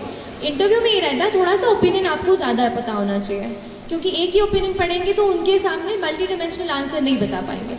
इसलिए फिर मैंने आफ्टर इंटरव्यू कॉल फिर मैंने दूसरा पेपर उठाया। बाकी तो एक भी ख़त्म नहीं होता यार पूरा, दूसरा कैसे पढ़ेंगे, है ना। टेस्ट एंड यू फाउंड कि आपकी अभी गलती हो रही है, तो फिर आप स्टडी पे जाओ ना, है ना। बाकी एनीवेज कमिंग टू, जैसे लास्ट मैं कहूँगी 15-20 डेज में आप 1 वॉक पर डे ऐसा करिए, और थोड़ा उसी टाइम में, जैसे पेपर कब है, एडमिट कार्ड आ जाएगा तो पेपर का टाइम पता चल जाएगा, राइट, 9 से 11 है क्या है, तो उसी टाइम में बैठ करके यहाँ पे बॉटल रखी, यहाँ पे वॉच रखी, वैसे ही टाइम में अपने आप को बैठ के प्रैक्टिस करवाओ। ठीक है, क्योंकि गर्मी बहुत होने वाली है 2 जून को, तो अपने आप को उस एनवायरनमेंट में भी ढालना बहुत ज़रूरी है। तो इस प्रकार से कर सकते हो, कभी 1 वॉक पर डे, नहीं तो 50 क्वेश्चंस पर डे, या तो मिक्स लगा लिया कभी, या कभी लग रहा है कि आज मुझे एनवायरनमेंट का रिवीजन करना है तो एनवायरनमेंट के 50 सवाल लगा लिए, ऐसा। It depends totally on you कि आपकी नीड क्या है, आपको नीड पहले अपनी खुद की पहचाननी है ना। और कोई सवाल? और एक ही बार दिए हैं, बट जर्नी से मुझे ये लगा when I was into the process of preparation कि यूपीएससी आपको कोई बायस नहीं रखता है। देखिए, आप समझने की कोशिश कीजिए, पीटी आया, पीटी गया, पीएमटी आया, पीएमटी गया, पर यूपीएससी की जो ऑथेंटिसिटी है, जो उसकी क्रेडिबिलिटी है, वो आज तक मेंटेन है। आज तक जो बच्चे उसमें से सिलेक्ट होते हैं वो आज IAS officers, IPS, all India service, IRS में जाके सर्व कर रहे हैं। तो उस एग्जामिनेशन और उस इंस्टीट्यूशन की जो क्रेडिबिलिटी है वो बेहद हाई है, और वो इसलिए क्योंकि वो कोई बायस नहीं रखते हैं कि हिंदी माध्यम का बच्चा है या तेलुगु माध्यम में लिख रहा है तो उसको हम नहीं वो करेंगे। तो मुझे नहीं लगता कि उस इंस्टीट्यूशन में कोई बायस है। अगर कोई कमी आ रही है, जो मुझे लग रहा है, जिसकी वजह से जैसे हम देखते हैं कि हिंदी माध्यम में जो छात्र दे रहे हैं उनका अगर रेशियो कम है, तो मेरे पर्सनल ओपिनियन में शायद जो है ना मटेरियल का दिक्कत आ रहा है। आजकल इंग्लिश में इंटरनेट पे वेबसाइट्स हैं, सब इंग्लिश में रहती है, तो उनसे, जैसे मैं इंग्लिश मीडियम से थी तो मैं कोई भी वेबसाइट पे जो भी मटेरियल हो उसको मैं एक्सेस कर पा रही थी।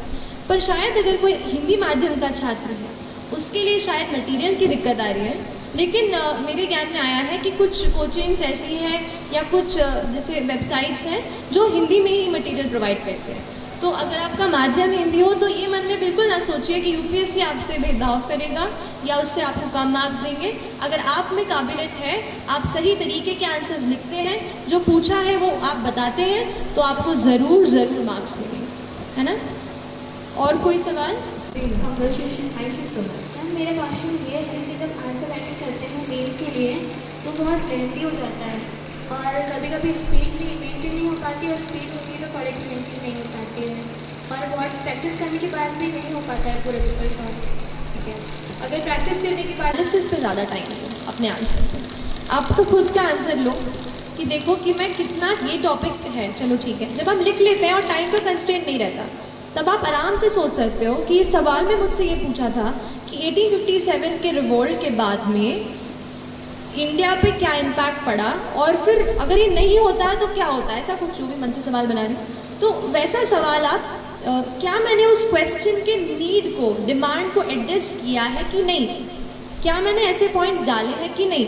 तो भले ही आप सवाल लिखने, आंसर लिखने में आप 15 मिनट दे रहे हो, तो आंसर के एनालिसिस में आप भले ही 45 मिनट्स दो, पर analyse the question thoroughly whether और not I am able to address the demand of the question जो पूछा गया है। ठीक है, एनालिसिस करके आप समझ जाओगे कि यहाँ क्वालिटी की दिक्कत है। तो फिर आप, मैं कहूँगी शुरू में आप टाइम मत सोचो, आप सोचो ठीक है जितना टाइम ले रही हो लेने दो, धीरे धीरे वो हो जाता है। आप एकदम अपने आप को टाइम के कंस्ट्रेंट में मत बांधो, क्वालिटी पे ज़्यादा फोकस करो, है ना। एंड एक और चीज़ है, क्योंकि इन्होंने एक सेकेंड इनका सवाल क्योंकि गर्ल ने पूछा था, I just share one fact with you. 759 बच्चे सिलेक्ट हुए इस साल, ठीक है, फाइनल लिस्ट में यूपीएससी की। And there are just 182 girls ma'am, just 182 out of 759। मतलब हम 50-50 हैं और यहाँ पर हमारा इतना जेंडर इम्बैलेंस है। तो मैं सारी गर्ल्स जो अभी मुझे सुन रहे हैं, टेल यू प्लीज़ प्लीज़ खूब सारा अच्छे से पढ़ाई करो। ये जो जेंडर इम्बैलेंस चल रहा है ना 759 में से बस 182, ये हमें बढ़ाना है बस सिलेक्शंस, ठीक है। तो प्लीज़ ऑल द गर्ल्स, हमारे पास डिस्ट्रैक्शन कम होते हैं ना, दोस्त नहीं होते बाहर ऐसे घूमने फिरने के लिए ज़्यादा, तो उस चीज़ का थोड़ा फ़ायदा उठाओ और अच्छे से प्लीज़ अपने आप को डेडिकेट होकर पढ़ाई करो please. This message is specially for girls, otherwise तो सबके लिए ही बोल रही हूँ। आप पूछिए प्लीज़। जब हम स्टडी करते हैं उस टाइम कुछ डेटा ऐसा होता है जो हमें याद नहीं रहता है, और आंसर राइटिंग करते टाइम या टेस्ट सीरीज देते टाइम हम वो फॉरगेट कर जाते हैं, ठीक है। तो इससे क्या होता है मैम, हमारी स्टडी में जो हम और आगे करने वाले होते हैं तो थोड़ा डिप्रेस्ड हो जाते हैं और माइंड सेट नहीं बनता। देखिए डेटा की जाने क्या किया, एक डेटा कॉपी करके, डेटा बुक करके एक अलग से छोटी सी नोटबुक बना ली। तो जो भी मुझे डेटा जहाँ भी मिलता था सब कुछ मैं उसमें नोट कर ली। जब एक चीज़ एक जगह पे एक वो सारी कैटेगरी की चीज़ एक साथ आ जाती है ना, तो याद करना आसान हो जाता है। तो जो भी कहीं आप डेटा पढ़ रहे हो उसको आप अलग से लिख लो, और जब आप नया डेटा उसमें ऐड करोगे तो पुराना वाला देख लो कि पहले मैंने क्या लिखा था। ऐसे ही करके रोज़ रोज़ जब आप उसमें भरते जाओगे उसको, तो पुराना भी देखते चलो, ऐसे रिवाइज करते चलो, है ना। अपने दिमाग को हमें ट्रेन करना है, उससे सारे कचरा जो है ना वो निकालना है, और काम की चीज़ हमें उसमें डालनी है जो हमें वहाँ पे 2 या 3 घंटे में याद आनी चाहिए, ठीक है। तो ऐसा धीरे धीरे करके ट्रेन होगा माइंड आपका। तो एग्जामिनर का हमसे क्या एक्सपेक्टेशन होता है कि जब वो कोई क्वेश्चन पूछ रहे हैं तो उसका हमारे क्या क्या फैक्ट होने चाहिए हमारे उस बात पे कि हम हमारी पूरी बात उनके सामने रिप्रेजेंट कर सकें। ठीक है, ठीक है, आप बैठ जाओ। बोलूँ एक चीज़ बोलूँगी कि इंटरव्यू बहुत ज़्यादा हाइप्ड है चीज़। आपको मेरा स्कोर कुछ 1068 रहा और उसमें से केवल मेरे 173, मतलब एक बहुत कम रेशियो है जो इंटरव्यू के मार्क्स हैं। तो मैं ही कहूँगी जब तक आप उस स्टेज पे पहुँचोगे ना कि जब आप इंटरव्यू दे रहे हैं तब आप इतना पढ़ लेते हो कि आप दूसरे का इंटरव्यू ले लोगे, ठीक है। तो नॉलेज में तो कोई दिक्कत नहीं आएगी। अब कमिंग टू द फैक्ट कि यूपीएससी क्या एक्सपेक्ट करता है, देखिए वो आपसे नॉलेज कूट चुका है, वो प्रीलिम्स आपसे पूरा निकलवा चुका है, 100 MCQ आपसे करवा लिए, फिर ना 90 सवाल भी मेंस में उन्होंने सॉल्व करवा लिए। अब उन्हें आपके नॉलेज से इतनी वो नहीं है, डाउट्स नहीं है। अब वो आपको देखकर ये समझना चाहते हैं कि क्या ये कैंडिडेट इज़ ही और शी फिट, कि हम इसको इतनी रिस्पॉन्सिबिलिटी दे पाएँ, क्या इसमें वो इतना पेशेंस है, क्या वो अपने आप को एक्सप्रेस कर पा रहे हैं। क्योंकि जॉब ऐसी है ना कि आपको लोगों से जुड़ा रहना पड़ेगा। अगर आप अपने आप को कैबिन में बंद करके बस फाइल पुश करते रहेंगे तो असली में हम इम्पैक्ट नहीं डाल पाएंगे। तो क्या वो एक्सप्रेस कर पा रहे हैं अपनी चीज़ को, और कॉन्फिडेंट रहें। क्योंकि देखिए सारी चीज़ें सबको नहीं आती, हम एनसाइक्लोपीडिया तो नहीं है, तो कोई चीज़ रह जाएगी। मेरे भी इंटरव्यू में एक सवाल उन्होंने पूछा था कि कुछ ऐसा पूछा था कि आप केमिकल इंजीनियरिंग से हो तो पॉलीमर्स का एग्रीकल्चर में क्या यूज़ होता है। अब वो चीज़ मुझे उस वक्त नहीं याद आई, तो मैंने थोड़ा 5 सेकेंड रुकी, फिर मैंने कहा कि sir I am unable to recollect at this moment, I will read about it. तो ऐसा करके मैंने वो सवाल वो किया और फिर वो दूसरे सवाल पे आ गया। तो ऐसा कुछ नहीं है कि आपको हर चीज़ आनी चाहिए, इट्स जस्ट दैट आपका जो डिटेल्ड एप्लीकेशन फॉर्म है, जो बैकग्राउंड है, you should know everything about it. जैसे मैंने अपनी स्कूलिंग कामिल से की तो मैंने थोड़ा कामिल की हिस्ट्री पढ़ ली कि बाई चांस उनका नाम इस पर अटक जाए तो वो उससे कुछ पूछ ले। तो ऐसा आप करो और बैकग्राउंड अच्छे से प्रिपेयर करो and be ready and be confident. They just want you to be confident so that you express yourself well and you're patient even when they try to heckle you। मतलब वो कुछ ऐसा करें कि आपको थोड़ा अजीब लगे और उस वक्त भी आप अपना ध्यान ना खोएं और अच्छे से उत्तर दे सकें। मेरे ख्याल से वो इतना एक्सपेक्ट करता है, क्योंकि बाकी की ट्रेनिंग तो वो देंगे हमको, बस अब स्टूडेंट की तरीके से हमें जांचते हैं, तो इतना कुछ तो नहीं है इसमें। और कोई आप पूछना चाह रहे थे?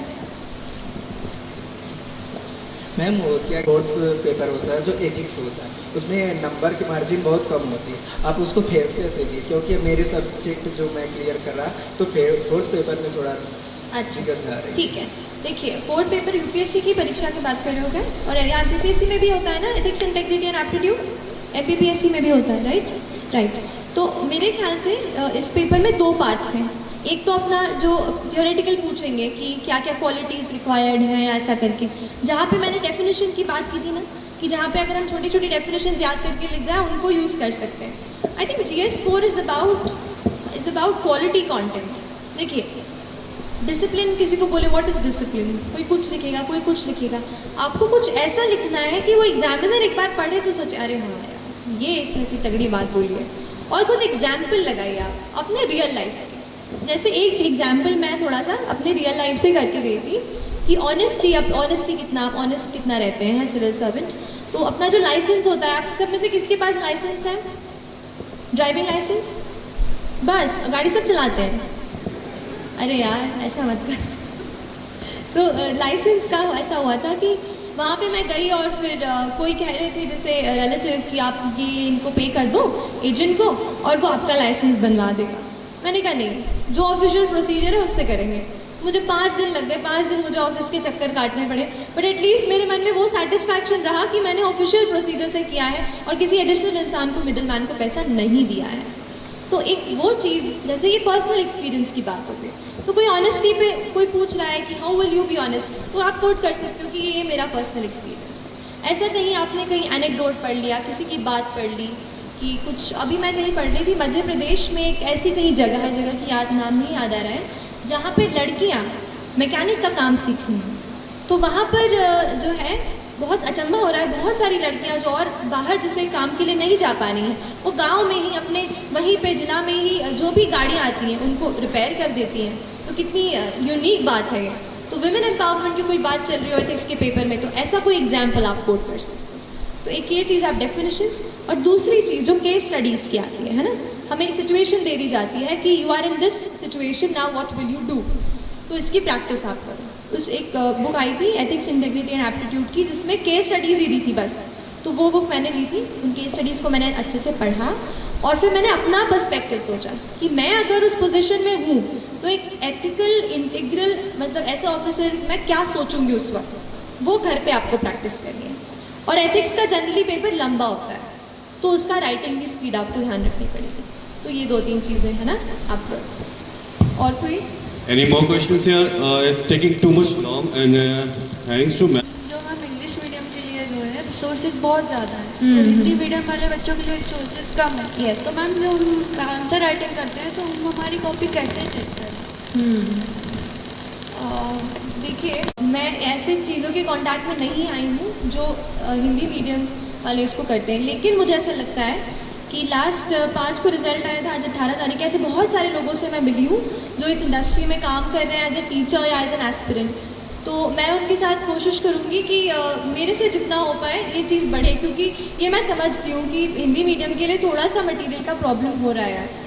तो देखते हैं, बट आपसे ये कहूँगी थोड़ा सा मेहनत आपको थोड़ी ज़्यादा करनी पड़ेगी। आप थोड़ा नोट्स आप खुद अपने बनाओ और कुछ किताबें हैं उनको जो हिंदी में दी हैं उनको पढ़ो, या कोई इंग्लिश में पढ़ के इजी इंग्लिश जैसे थोड़ा बहुत तो आप समझ सकते हैं ना, तो उसको आप अपने आप पढ़ाते हैं। और जो हिंदी टेस्ट सीरीज़ लगाते हैं देते हैं है ना, जो आपके आंसर्स चेक करके आपको दें, ऐसे कुछ मैं समझती हूँ। क्योंकि मध्य प्रदेश में हम हैं और काफ़ी हिंदी माध्यम के बच्चे हैं, तो आप ऐसे किसी टीचर्स से जुड़िए। और आई सपोज मैम भी मतलब इस पर आप थोड़ा मैम देखिएगा, अगर बच्चों को हेल्प हो पाए, कोई भी टीचर अगर हिंदी माध्यम से बच्चों की कॉपियाँ चेक कर पाए है ना, तो ऐसा कुछ थोड़ा ढूंढना पड़ेगा। और अगर मेरे कांटेक्ट में कोई आता है तो मैं मैम को ज़रूर इन्फॉर्म करूँगी, तो आप उनसे पूछ लीजिएगा है ना, ठीक है। तो ख़त्म। मैं एक चीज़ मैं कल परसों एक यूट्यूब वीडियो देखी तो वो मैं आपके साथ शेयर करना चाहूँगी। बस ये बात है कि बिफोर आई से those lines, thank you so much for lending me your ears. आप लोगों ने मेरी बातें सुनी, मेरे से इंटरैक्ट किया मेरे साथ, और मुझे बहुत बहुत अच्छा लगा दैट अगर यहाँ से अगर आप 2 भी चीज़ अगर कुछ अपने प्रिपरेशन में इम्प्लीमेंट करेंगे तो पूरा मेरा यहाँ पे आना पक्के से सफल हो जाएगा, और अभी भी हो गया है। तो प्लीज़ आप अच्छे से पढ़ाई कीजिए और डिस्ट्रेस भी होइए, ऐसा नहीं है बस पढ़ाई करनी है। थोड़ा सा आप अपने दोस्तों के साथ मूवी भी देखिए, कभी फन टाइम भी इंजॉय कीजिए। लेकिन अगर आपने फोकस बनाया है, अगर you have decided that this is something that you have to do in your life, so I tell you there is nothing more powerful in this universe than a human being with a purpose. You know, if हम एक human being हैं, we are a ball of energy. अगर हम ये decide कर लें that we have a purpose in mind, then nobody can stop us. Believe in this thought. मैं यहाँ पे बिल्कुल वो चीज़ फॉलो करके आपके सामने खड़ी हूँ, and you can be here as well, है ना. तो please believe in yourself, don't get demotivated. If you get, फिर से अपने आप को ट्रैक पे ले आओ. और एक दो चार लाइन ही है कि डर मुझे भी लगता था फासला देखकर, डर मुझे भी लगता था फासला देखकर, पर मैं बढ़ता गया रास्ता देखकर. डर मुझे भी लगता था फासला देखकर, पर मैं बढ़ता गया रास्ता देखकर. खुद ब खुद मेरे नज़दीक आती गई, खुद ब खुद मेरे नज़दीक आती गई. मेरी मंजिल मेरा हौसला देखकर, मेरी मंजिल मेरा हौसला देखकर. तो आप अपना हौसला बुलंद कीजिए, बड़ा सपना देखिए. बड़ा सपना देखने से डरिए मत, लेकिन जितना बड़ा आपने सपना देखा है उतनी ही बड़ी मेहनत करेंगे तो आप यहाँ आएंगे और फिर मुझे ज़रूर बुलाएंगे, है ना. चलिए, thank you so much for your time and I will take care. कैसा महसूस कर रहे हैं आप सब? एक इस प्रोग्राम को थोड़ा हम अलग बनाने की कोशिश करें, क्योंकि हर कोई आता है, लेक्चर देता है, संघर्ष कर लेना, मेहनत कर लेना, वो तो सबको पता है. आप यूट्यूब भी देखते हैं और यहाँ दिन भर बैठकर 12 घंटे पढ़ते भी हैं, कुछ रात को 11 बजे यहाँ से भगाने पर भी नहीं भागते. लेकिन इस प्रोग्राम में हम ये चाहते थे कि आपको जो प्रॉब्लम आ रही है वो डायरेक्टली आप पूछो, जो भी हो. आपने पूछा भी, बहुत अच्छा लगा हमें. आपका सृष्टि देशमुख जी, आपका बहुत बहुत धन्यवाद करते हो कि पहली बार ऐसा प्रोग्राम हुआ है कि इतने सारे सवाल का जवाब यहाँ पूछा गया और आपने सभी का जवाब, ऐसा कोई भी नहीं बचा है. तो मैं औपचारिक रूप से एक क्वेश्चन था, कुछ पूछ रहे थे, हमें फ़ोटो लेना था, तो आप फ़ोटो के लिए घबराएं मत. हम वीडियो शूट हो रहा है, इस पूरे प्रोग्राम की वीडियो भी हमारे फेसबुक ग्रुप पर आपको मिल जाएगी, उसकी लिंक मिल जाएगी. आप फ़ोटो चाहते हैं तो आपका एक प्रूफ फ़ोटो आप सबका करवाए जाएंगे. लेकिन उससे पहले मैं डॉक्टर वंदना शर्मा मैम को बुलाना चाहूँगा कि औपचारिक रूप से वो धन्यवाद दें. रूप से यहाँ औपचारिकता कहीं रही नहीं है. ऐसा लग रहा है सृष्टि हमारे साथ रही है हमेशा. और अब सृष्टि के ये सेशन के बाद मुझे देश के जो दूसरे बच्चे यूपीएससी में एग्ज़ाम दे रहे हैं उनके लिए ज़्यादा शुभकामनाएं देना पड़ेंगी, ऐसा लग रहा है. क्योंकि यहीं के बच्चे अगर सब सिलेक्ट हो गए तो उन लोगों को शुभकामनाएं देना ही हमारी ड्यूटी बनती है कि हम उन लोगों को भी शुभकामनाएं दें. और सृष्टि यहाँ आई, अपना महत्वपूर्ण समय दिया और आप लोगों के लिए इतना सोचा उन्होंने कि जैसे ही मैंने उनसे रिक्वेस्ट किया कि भाई हमारे बच्चे आपसे मिलना चाहेंगे और उन्हें मार्गदर्शन मिलेगा, तो सृष्टि बहुत सहजता से तैयार हुई. तो इनके आने की, इनकी सहमति के साथ ही मुझे हरिवंश राय बच्चन की एक पंक्ति याद आई कि अनगिनत राही गए इस राह से उनका पता क्या, पर कुछ गए छोड़ पैरों की निशानी. यह निशानी मूक होकर भी बहुत कुछ बोलती है, खोल इसका अर्थ पंथी पंथ का अनुमान कर ले. तो आपने अपने पंथ का अनुमान थोड़ा लगा लिया होगा. और इस सेशन के बाद आप एक दो बहुत ही महत्वपूर्ण बात मैं यहाँ बताना चाह रही हूँ कि बहुत सारे बच्चे तैयारी करते हैं यूपीएससी की, और वो जो प्रिस्क्राइब बुक्स हैं उनसे पढ़ते हैं, केवल उन्हीं को पढ़ते हैं, अच्छी तैयारी करते हैं. उन्हें बता दिया जाता है कि ये बुक इससे पढ़ो, ये बहुत अच्छी बुक्स है, इसमें बहुत अच्छे पॉइंट्स हैं. लेकिन क्या होता है कि उत्तर सब लोग लिखते हैं, सबके सही उत्तर होते हैं, लेकिन सबका सिलेक्शन नहीं हो पाता, क्योंकि सिलेक्शन उन्हीं का होता है जो थोड़ा सा हट करके लिखता है. और हट करके वो इसलिए लिखता है कि जैसे सबसे पहले सृष्टि ने एक बात कही थी, और मुझे वहीं से सृष्टि की सफलता का अंदाज हो गया. उन्होंने ये कहा था कि यदि आप यूपीएससी देना चाहते हैं, इसलिए कि एक प्रेस्टिजियस जॉब है, ये सम्मान है, अधिकार है, यश है, धन है, सब कुछ है. लेकिन यदि एक उद्देश्य हमने ये बना लिया कि हमें इसलिए बनना है कि जैसे हमने किसी गरीब बच्चों को देखा कि ऐसे बच्चों को सबको पढ़ना मिल जाए, मतलब जितना ज़्यादा आपकी पढ़ाई का संबंध आपके प्रेस्टिजियस लाइफ से न होकर के समाज की चिंता को लेकर के होगा, उतनी चिंता आपकी बढ़ेगी, उतना चिंतन बढ़ेगा, आपका लिखने का स्टाइल बनेगा, क्योंकि आप अपने लिए नहीं सोच रहे हैं, आप सोच रहे हैं किसी एक खास समस्या को लेकर के, अपने देश की चिंता को लेकर के, देश के किसी ऐसी बात को लेकर के। बहुत बार हम सुनते हैं कि बहुत साधारण परिवार में पड़ी हुई बच्ची, चाहे वो उसके पिता टांगे चलाने वाले हैं या कोई बहुत ही गरीब कृषक है, उनके बच्चे यूपीएससी में इन्होंने अच्छा रैंक मिला उन्हें। इसका कारण ये नहीं है कि उन्होंने बहुत पुस्तकें घोंट डाली होगी, इसलिए कि वो जिस परिवेश में रही है उस परिवेश को लेकर के चिंतित रही होंगी, या वो बच्चे चिंतित रहे होंगे, और उस चिंता ने उनको चिंतन दिया होगा, और इस चिंतन ने उनको लगन दी होगी, और लगन से उन्होंने परिश्रम किया होगा, और परिश्रम से उन्हें सफलता मिली होगी। तो हम अपने लिए न करें,